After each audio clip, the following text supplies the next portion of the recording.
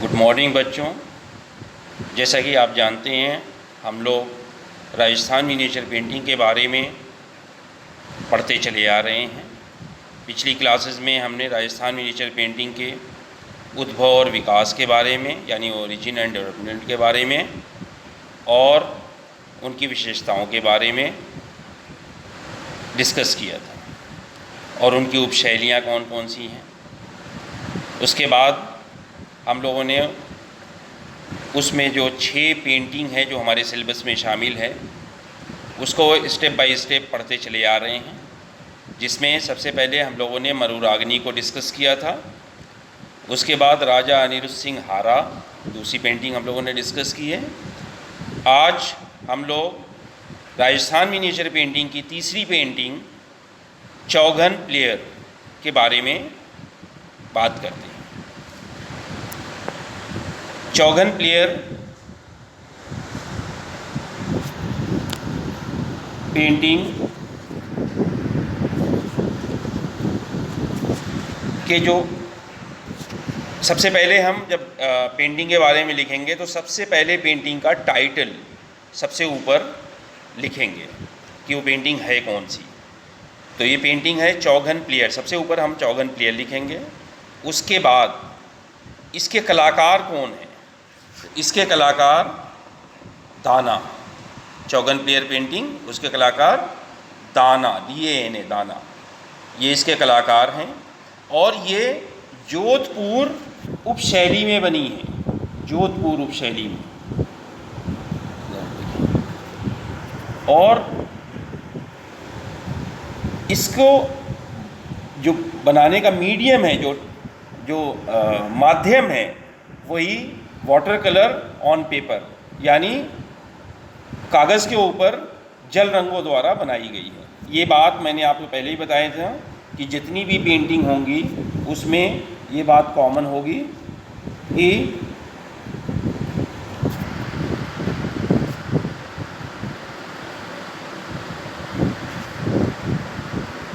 जितनी भी पेंटिंग होंगी उसमें ये बात कॉमन है कि ये पेंटिंग कागज़ पे जल रंगों द्वारा बनाई गई है। दूसरी, जितनी भी हम पेंटिंग के बारे में पढ़ेंगे, जितनी भी पेंटिंग के बारे में हम पढ़ेंगे, वो सारी पेंटिंग एक ही टेक्निक में बनाई गई है, वो है टेम्परा टेक्निक।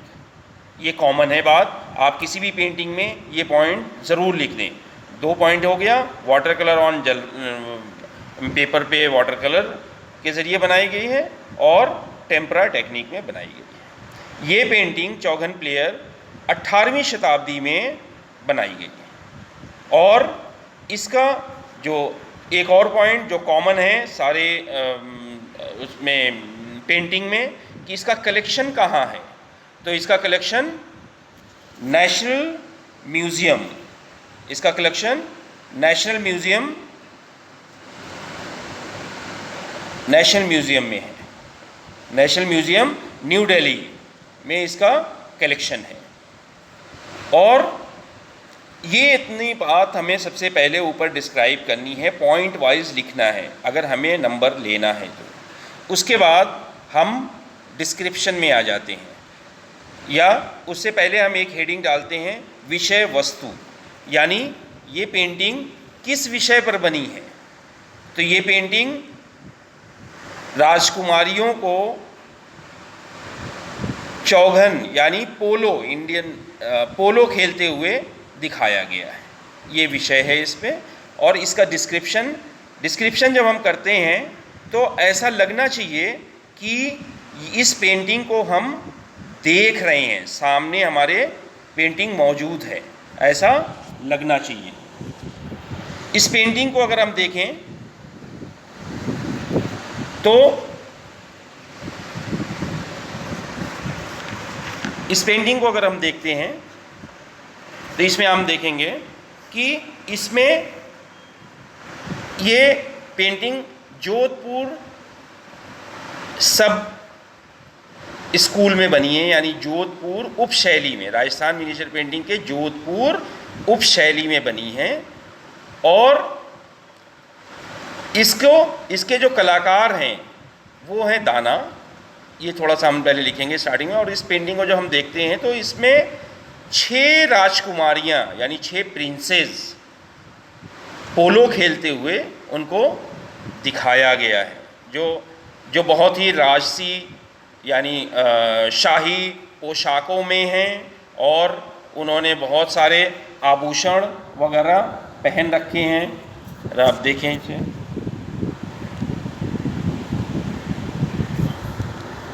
इस पेंटिंग को देखें क्लोज़अप करके तो लगता है कि इसमें बहुत सारे आभूषण उन्होंने पहन रखे हैं और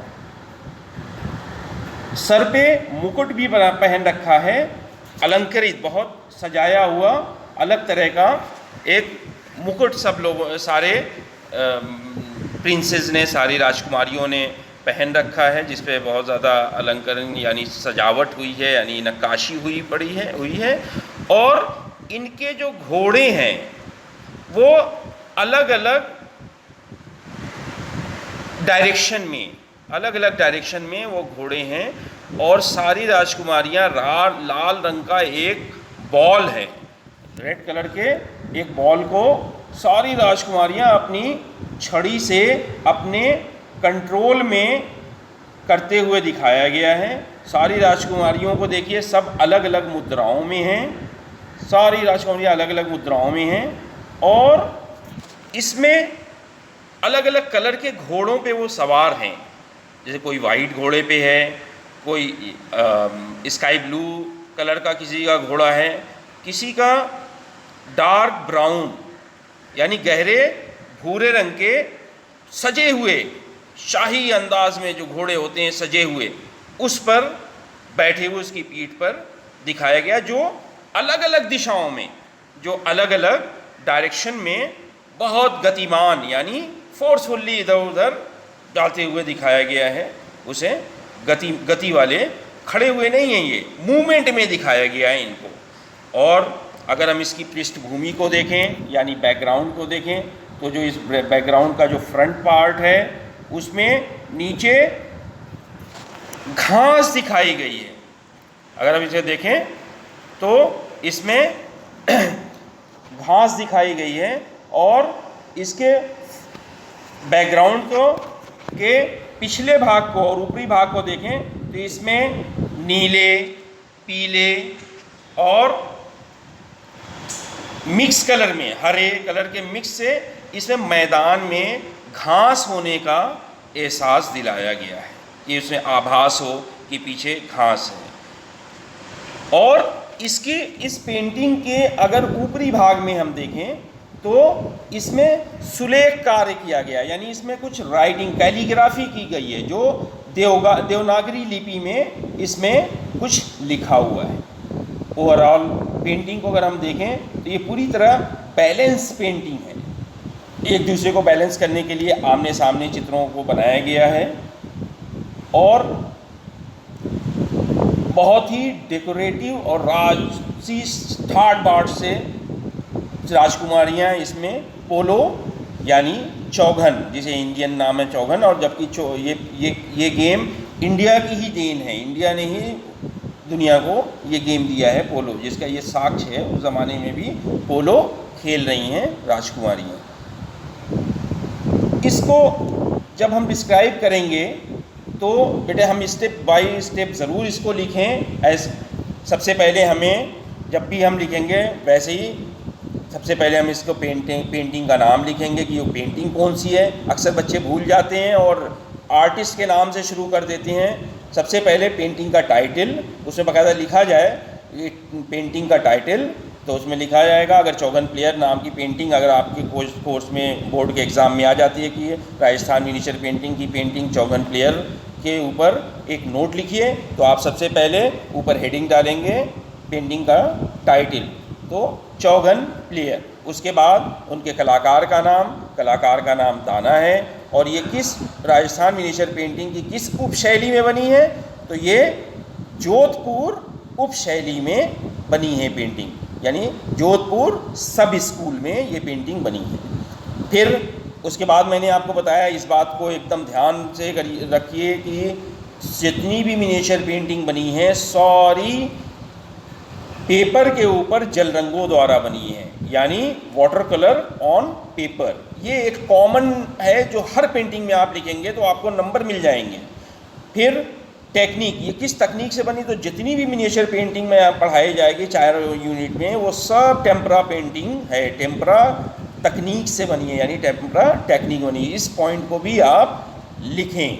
और एक तीसरी चीज़ इसमें कॉमन है, इसका कलेक्शन यानी संग्रह। आखिर ये सारी पेंटिंग रखी कहाँ है, इसका कलेक्शन कहाँ है, तो ये पेंटिंग सारी नेशनल म्यूज़ियम न्यू दिल्ली में रखी है। ये सारी पेंटिंग रखी हुई हैं, तो सब में आप ये कॉमन 3 पॉइंट तो ज़रूर लिखेंगे।